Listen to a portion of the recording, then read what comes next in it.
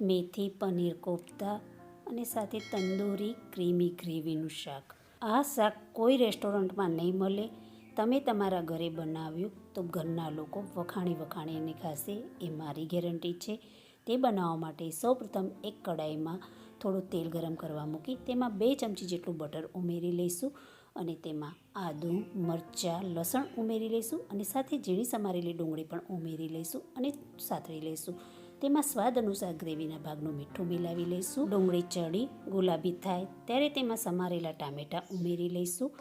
તેમાં બધા મસાલા કરી લઈશું, જેમાં તંદૂરી મસાલો 1 ચમચી, ધાણા, જીરું, હળદર ઉમેરી મસાલાને બરોબર મિલાવી ટામેટાં સોફ્ટ થાય ત્યારે તેમાં 1 ચમચી જેટલી કસૂરી મેથી મિલાવી લઈશું અને 2 ચમચી ભરી પલાળેલા કાજુ પાણી સાથે ઉમેરી થોડીવાર માટે તેને ચડવા દઈશું.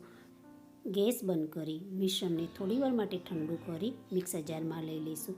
તેમાં 25 ગ્રામ જેટલું પનીર, 1 ક્યુબ ચીઝ સમારી ઉમેરી પીસી ગ્રેવી તૈયાર કરી લઈશું.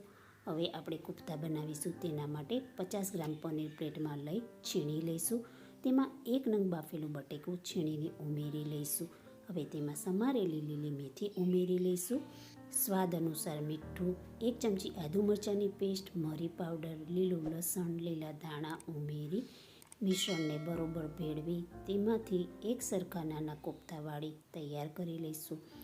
વાળેલા કોફતાને કોરા કોર્નફ્લોરમાં રગદોળી લઈશું. એક વાટકીમાં થોડું પાણી લઈ કોર્નફ્લોરમાં રગદોળેલા કોફતાને પાણીમાં ડીપ કરી લઈશું અને પ્લેટમાં લઈ ફરી કોરા કોર્નફ્લોરથી તેને રગદોળી લઈશું. આ રીતે કોફતા તૈયાર કરવાથી તેમાં તેલ પણ નહીં ભરાય, કોફતા તેલમાં છૂટા પણ નહીં પડે. તમને મારો વિડીયો પસંદ આવતો હોય તો લાઈક, સબસ્ક્રાઈબ, શેર કરશો. હું તમારા માટે નવી વાનગીના વિડીયો લાવતી રહીશ. મારા કોફતા વડે તૈયાર થઈ ગયા છે. તેલ પણ કઢાઈમાં ગરમ કરવા મૂકી દીધું છે. તેમાં તૈયાર કરેલા કોફતા ઉમેરી લાઇટ પિંક કલરના થાય ત્યારે તેની તેલમાંથી નિતારી બહાર કાઢી લઈશું. આ રીતે બધા કોફતા તળી તૈયાર કરી લઈશું.